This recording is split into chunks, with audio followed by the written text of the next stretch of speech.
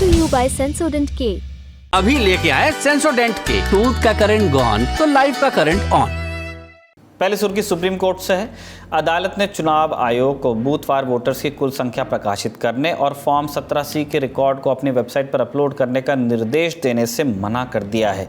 ये मामला क्या है, पहले आपको ये समझा देते हैं। दरअसल कई राजनीतिक दलों ने वोटिंग के आंकड़ों में गड़बड़ी के आरोप लगाए। सवाल चुनाव आयोग की ओर से जारी वोटिंग के शुरुआती और आखिरी आंकड़ों के बीच आ रहे फर्क पर उठा। इसे लेकर एसोसिएशन फॉर डेमोक्रेटिक रिफॉर्म्स यानी एडीआर ने याचिका दाखिल कर मांग की थी कि चुनाव आयोग वोटिंग होने के 48 घंटे के भीतर हर पोलिंग बूथ पर डाले गए वोटों का आंकड़ा जारी कर दे। याचिका में फॉर्म 17 की स्कैन की हुई कॉपी भी चुनाव आयोग की वेबसाइट पर अपलोड करने की मांग की गई। इस मामले में सुप्रीम कोर्ट में हुई सुनवाई में क्या हुआ ये बताएंगे। उससे पहले संक्षेप में जान लेते हैं कि फॉर्म 17C है क्या। कंडक्ट ऑफ इलेक्शन रूल्स 1961 के अंतर्गत दो फॉर्म्स होते हैं, फॉर्म 17A और 17C। 17A में वोटर्स की सारी डिटेल्स पोलिंग अफसर द्वारा जमा की जाती हैं, जबकि 17C में स्पेसिफिकली वोटर टर्नआउट का डेटा होता है कि कितने लोग मत देने आए। किसी भी उम्मीदवार का पोलिंग एजेंट इस फॉर्म की मांग कर सकता है। Back to supreme court. Justice Dipankar Datta और जस्टिस सतीश चंद्र शर्मा की अवकाशकालीन पीठ ने मामले की सुनवाई की। लीगल मामलों पर नजर रखने वाले आज तक के पत्रकार संजय शर्मा की रिपोर्ट के मुताबिक कोर्ट में चुनाव आयोग के वकील ने याचिका का विरोध किया। कहा कि ये कानून की प्रक्रिया के दुरुपयोग का क्लासिकल केस है। देश में चुनाव चल रहे हैं और ये इस तरह बार बार अर्जी दाखिल कर रहे हैं। चुनाव आयोग की ओर से ये भी कहा गया कि लोकसभा चुनाव के दौरान लगातार आयोग को बदनाम करने का प्रयास किया जा रहा है। आरोप लगाया गया कि फाइनल डेटा में 5 से 6% का फर्क है। ये आरोप पूरी तरह से गलत और आधारहीन है, ये दावा किया चुनाव आयोग के वकीलों ने। आपकी जानकारी के लिए बता दें कि 17 मई को सुप्रीम कोर्ट ने चुनाव आयोग से इस मामले में जवाब दाखिल करने को कहा था। 22 मई को चुनाव आयोग का जवाब आया, जिसमें कहा गया कि वेबसाइट पर हर मतदान केंद्र के मतदान का आंकड़ा सार्वजनिक करने से चुनाव मशीनरी में भ्रम की स्थिति पैदा हो जाएगी। अब सुप्रीम कोर्ट ने चुनाव आयोग को मौजूदा लोकसभा चुनाव के दौरान वोटिंग परसेंटेज के आंकड़े उसकी वेबसाइट पर अपलोड करने के संबंध में कोई निर्देश देने से इनकार कर दिया है। अगली सुर्खी में पुणे पोर्श कार हादसे से जुड़े अपडेट्स पर बात हम करेंगे। 24 मई को पुणे के पुलिस कमिश्नर अमितेश कुमार ने इस मामले पर प्रेस कॉन्फ्रेंस की। उन्होंने केस से जुड़ी कई जानकारियां दी। उन्होंने बताया कि हादसे के वक्त ड्राइवर नहीं बल्कि नाबालिग आरोपी ही गाड़ी चला रहा था। उन्होंने बताया कि दुर्घटना के तुरंत बाद ड्राइवर बदलने की कोशिश की गई ताकि नाबालिग आरोपी को परेशानी न हो।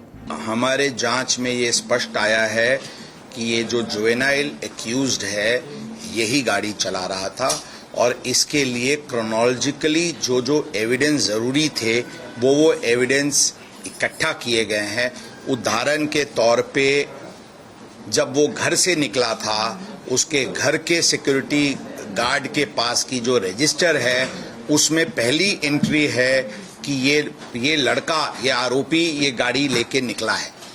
इस प्रकार के सीसीटीवी फुटेजेस और अलग अलग एविडेंस, टेक्निकल एविडेंस के तौर पे ये हमारी निश्चित हुई है कि ये गाड़ी ये जुवेनाइल एक्यूज चला रहा था। इसके साथ साथ आई विटनेसेस की स्टेटमेंट भी हमारे पास है जो टेक्निकल एविडेंस को कोरोबोरेट करती है। इसमें हमने बताया कि इस प्रकार की कुछ अटेम्प्ट घटना होने के कुछ घंटों में करने का प्रयत्न किया गया था कि इसमें ड्राइवर, ये एडल्ट ड्राइवर ये गाड़ी चला रहा था और ये आरोपी ये गाड़ी नहीं चला रहा था। इस तरह की बात सामने आ रही है। सूत्रों से मिली जानकारी के मुताबिक 19 मई को हादसे के बाद आरोपी के पिता विशाल अग्रवाल ने अपने फैमिली ड्राइवर को फोन कर उसे पुलिस के पास जाने को कहा था।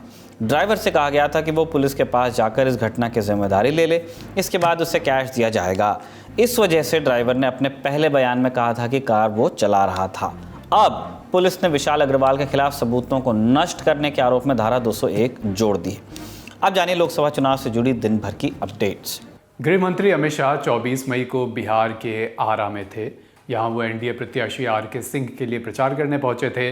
मंच से अमित शाह ने दावा किया कि विपक्ष पिछड़ा वर्ग का आरक्षण छीनकर मुसलमानों को देना चाहता है और अगर केंद्र में एनडीए की सरकार वापस आती है, उनकी 400 से ज़्यादा सीटें आती हैं, तो वो इस पर रोक लगाएंगे।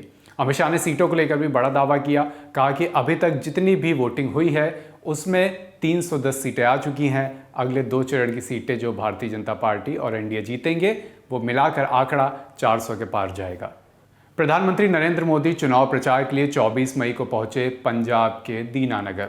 इस दौरान कुछ किसान संगठनों ने अलग अलग जगह पर इस रैली के विरोध में प्रदर्शन किया। पुलिस ने कुछ प्रदर्शनकारियों को नज़रबंद भी किया। रैली स्थल की तरफ जा रहे कुछ किसान नेताओं को शहर के बब्बरी बाईपास पर रोका गया। इससे कुछ दिन पहले हरियाणा के पूर्व गृह मंत्री अनिल विज को भी जब वो एक जगह पर चुनाव प्रचार के लिए पहुंचे हुए थे तो कुछ किसान नेताओं ने रोक लिया था और उनसे सवाल किया था कि किसान आंदोलन के दौरान उन पर, तमाम प्रदर्शनकारी किसानों पर बल प्रयोग क्यों किया गया था। उस समय अनिल विज ने कहा था कि मैं अपनी जिम्मेदारी से भाग नहीं रहा हूं। उस समय मैं हरियाणा में गृह मंत्री था, इस नाते जो भी जिम्मेदारी बनती है वो मैं लेने को तैयार हूं। आज का ललन टॉप शो यहीं तक। अपना और अपना का ख्याल रखिए। शुक्रिया। शुभ रात्रि।